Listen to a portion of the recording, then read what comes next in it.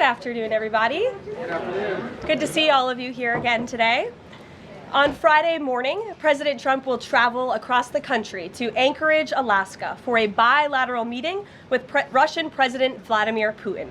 The brutal war between Russia and Ukraine broke out under Joe Biden's incompetent leadership, but President Trump is determined to try and end this war and stop the killing. As the president has said over and over again, his strong preference will always be for peace and partnership whenever those outcomes can possibly be achieved. There is no leader in the world right now who has been more committed to preventing wars or ending them than President Donald Trump. Just look at what took place here at the White House last Friday, when President Trump hosted the Azerbaijani president and Armenian prime minister and got the two leaders to sign a historic joint declaration for peace, ending a decades-long conflict that disrupted the region and claimed countless lives. In other news, we continue to see positive economic reports across the board. Today's CPI report revealed that inflation beat market expectations once again, and inflation remains stable. Overall, inflation has run at a 1.9 average annual pace in President Trump's first 6 months in office. Prices for everyday goods continue to decline. Energy prices fell in July, including gasoline, which is down nearly 10% over last year, and propane, which is down 2.5% over last year as well. Egg prices fell once again in July and are down 20% since President Trump took office. Shelter inflation, the largest contributor to overall inflation, is at its lowest level since October of 2021. Wage growth for American workers is beating inflation once again. As inflation declines, this administration continues to be wholeheartedly committed to putting more money back into the American people's pockets. American real wages are up 1.3% over last year and have increased each month since President Trump took office. And small business optimism, according to this morning's report, has also reached a 5-month high. Ignore the panicans and trust in President Trump. That is our motto here at the White House. The America First economic agenda is working.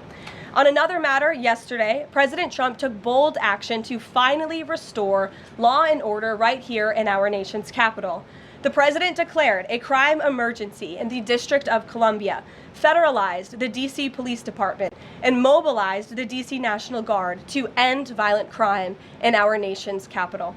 As part of the president's massive law enforcement surge, last night, approximately 850 officers and agents were surged across the city.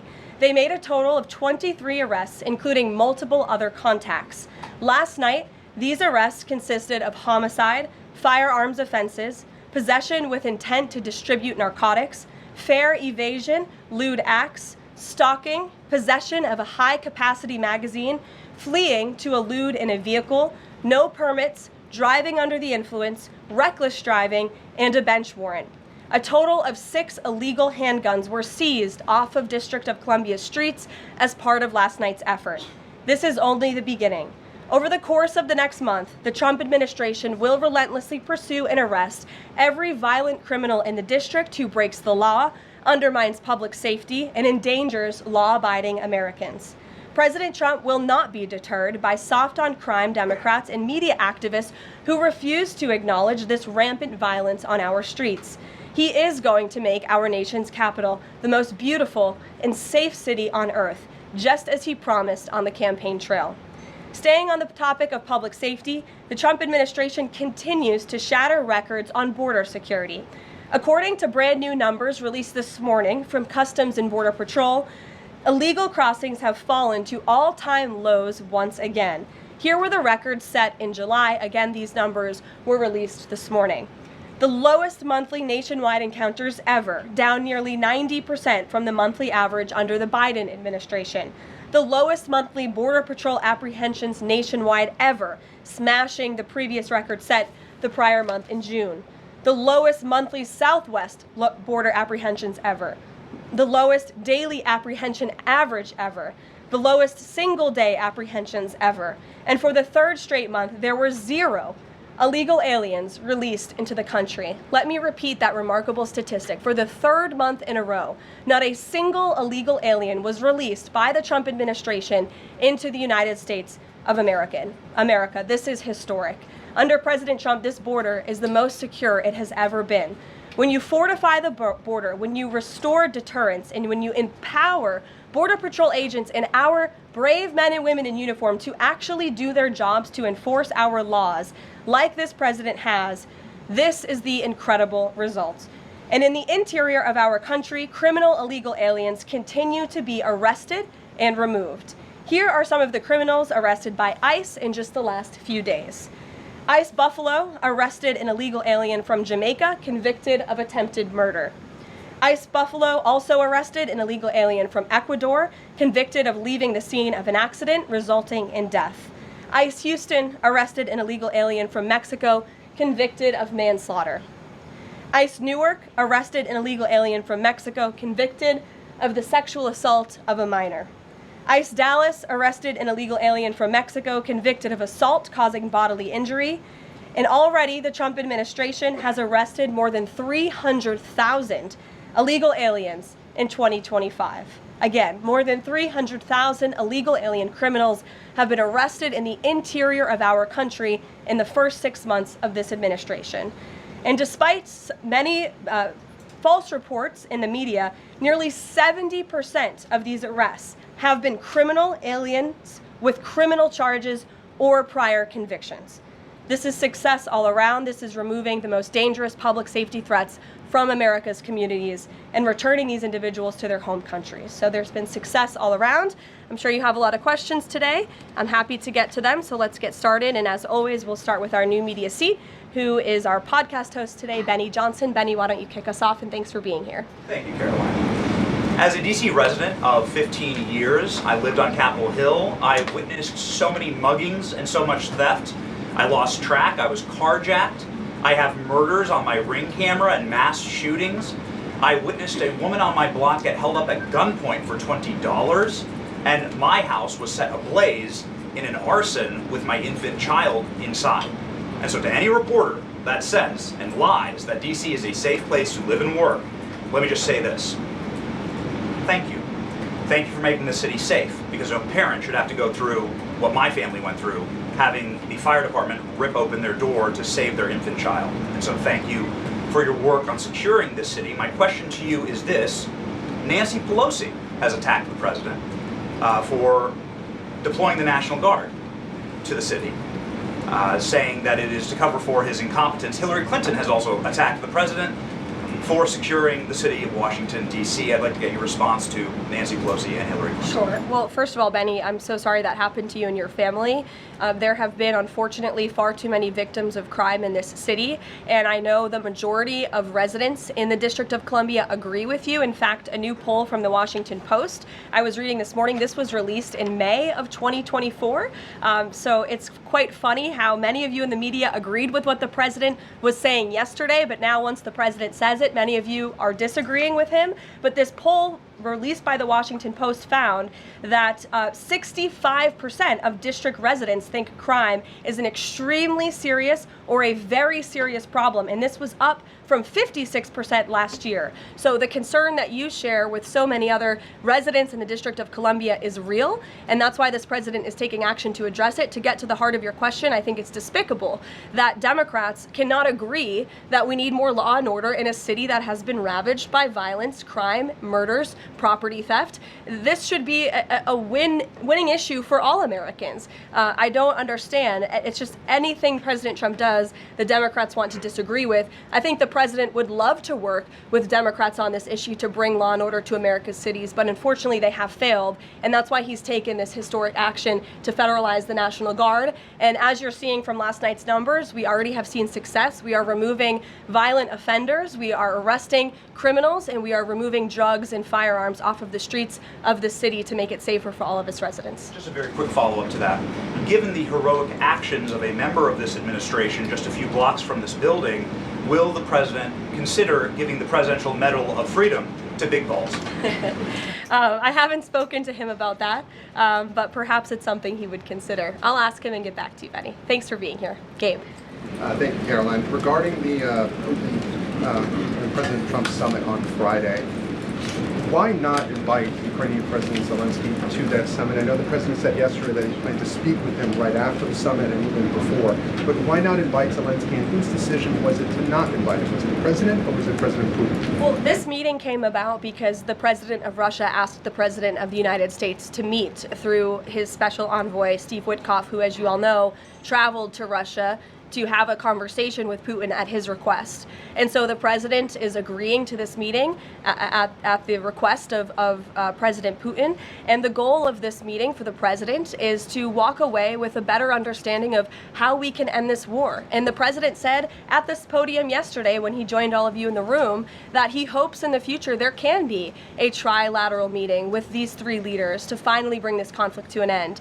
But this administration has really used every lever, has taken every measure to achieve peace through a diplomatic solution. And I think the president of the United States getting in the room with the president of Russia, sitting face to face rather than speaking over the telephone, will give this president the best indication of how to end this war and where this is headed. And another question on something that happened yesterday, but I wanted to get the White House response. A judge ruled that the grand jury transcripts in Ghislaine Maxwell's case should not be released. What's the White House response to that? And do you plan to appeal? And what do you tell President Trump's supporters who want that information released? We think that decision is unfortunate. Of course, we moved to unseal that information because the president has said he wants to see credible evidence released. As for the appeal process, I would defer you to the Department of Justice for that. Rachel. Thanks so much, Caroline. We're learning that President Trump spoke with Ukrainian President Zelensky. I was curious if you can share any more details about their call, and did Zelensky give President Trump any red lines, any non-starters ahead of this summit on Friday? Look, I don't want to reveal the private conversations between the president and President Zelensky, but what I can tell you is that the president has deep respect for all parties that are involved in this conflict and are trying to bring this conflict to an end. After Special Envoy Witkoff returned from his meeting with President Putin in Russia, his first phone call was to President Trump. And President Trump's first phone call was to President Zelensky and to our friends in Europe to keep everybody in the loop about where the United States can see moving the ball forward to end this conflict. And so we continue to be very much engaged with President Zelensky and the Ukrainians, but also our allies in Europe as well. And then just one more for you. How does the president measure success coming out of this meeting? The president at times has suggested that Putin might be tapping him along. Is he prepared to walk out of this meeting if he senses that Putin is not serious about ending this war? I think I just answered that question for you and what the goal and the expectation of the meeting is. And I won't jump ahead of any hypotheticals, and I'll leave it to the president to speak to all of you after the meeting, which I'm very confident he will. Steve. Is he optimistic that a deal will emerge from this meeting, or is he simply going to listen? I think this is a listening exercise for the president. Look, only one party that's involved in this war is going to be present. And so this is for the president to go and to get, again, a more firm and better understanding of how we can hopefully bring this war to an end. Caroline, how did you settle on Alaska as the site for this? So there were some other sites being discussed. This is like it was a midpoint between the two leaders? There were many sites discussed, but of course Alaska is a state within the United States of America. So the president is very honored and looks forward to hosting President Putin on American soil. Last thing, is there a joint news conference plan, or will the president have a solo one? What sort of scheduling stuff? Yeah, the mechanics and the scheduling, Steve, are still being ironed out. For Friday, we're working with our Russian counterparts to put those plans into action, and of course we'll keep you all apprised on the logistical details of Friday as soon as we get them. Charlie? The president said at the podium yesterday twice that he was planning to go to Russia. Was that a verbal slip-up, or does he actually plan to go to Russia? Perhaps there are plans in the future to travel to Russia, and on Friday the president will be meeting with the Russian President Vladimir Putin in Alaska, as you know. Phil? Last week, the president said the CEO of Intel was highly conflicted, seeming to cite his past investment with Chinese companies that were doing business with the Chinese military. Yesterday, he called his meeting with that CEO a success. So what can you tell us about what the Intel CEO said to President Trump that changed his mind? The president put out a statement that you cited, Phil. I will leave it at that. He shared his thoughts on that meeting and how it went, and for any further comment on that, I'll leave it to him to make. Will the Bureau of Labor Statistics continue to put out monthly jobs reports? Well, look, what I'll tell you about the Bureau of Labor Statistics, I believe that is the plan and that's the hope, and that these monthly reports will be data that the American people can trust. As you know, the Bureau of Labor Statistics has made massive revisions after the last several reports that they have put out. And there has certainly been a decline in the quality and the reliability of data coming from the Bureau of Labor Statistics, and there's been an increase in revisions. And this president and the administration is finally tackling this problem that so many have talked about, and the president is actually doing something about it. We need to restore new leadership that we can trust. As you know, the president has appointed someone new to take over the BLS, and so we need to look at the means and the methods of how the United States is acquiring this very important data, and all of that is going to be done, and the goal, of course, is to provide honest and good data for the American people to make very important economic decisions on. Thank you, Michael. Thank you, Caroline. 2 questions, if I may. The president has talked about land swaps between Russia and Ukraine. Vladimir Putin says he wants Russia to hold on to Russian-occupied territory in eastern Ukraine. Is the White House at all concerned about the messaging that potentially giving over or allowing for Russia to maintain its occupied territory in eastern Ukraine, what that might say to other U.S. adversaries like China? Look, right now, the President of the United States has done more to end this war than his predecessor, Joe Biden, who allowed this war to take place. This war, don't forget, happened at the result of the weakness and the incompetence of the previous administration. And so the president inherited this conflict, and he is determined to end it. And it's a very complex and complicated situation.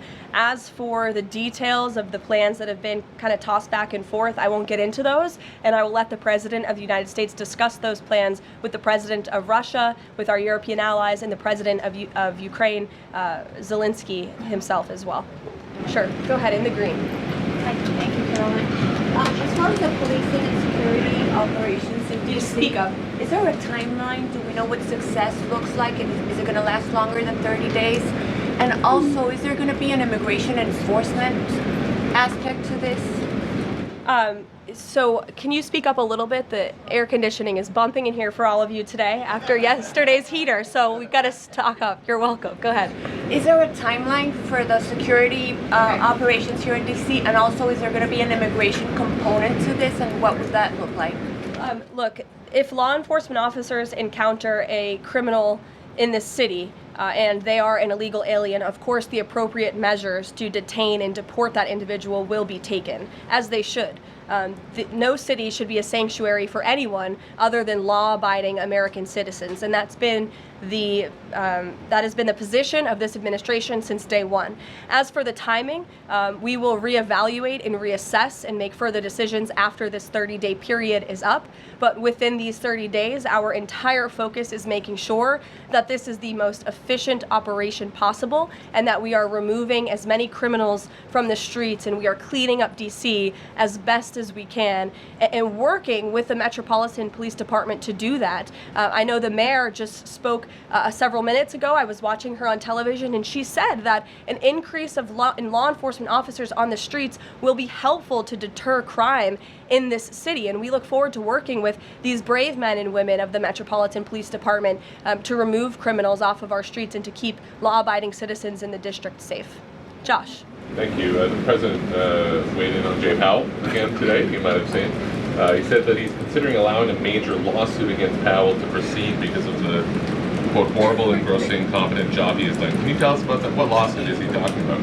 He's considering a lawsuit, and I won't speak on it any further. I will allow the President to do that himself. Is it fair to say the administration is considering suing the Fed chair over this renovation? That's what the President is saying. Has he had discussions with anyone about this, or is this just like how advanced is this right now? At this moment in time, the President is considering a lawsuit against the Fed, and I will leave it to him to comment further on it. Tamara, go ahead. We talked about yesterday. We talked about the NVIDIA chips deal the President has struck as well. AMD, the 15% stake that will go to the government. Do you have any detail on how that came about? The President said he asked for 20% from NVIDIA. Did he make the same 20% ask to AMD, and/or is this something the administration is looking to do with other either chips or products going forward? Is this a model it wants to build on? Well, look, right now it stands with these two companies. Perhaps it could expand in the future to other companies. I think it's a creative idea and solution. The legality of it, the mechanics of it is still being ironed out by the Department of Commerce, and I would defer you to them for any further details on how it will actually be implemented. But again, this was another idea of the president and his brain trust on his trade team to try to, get good deals for the American people and the American taxpayer.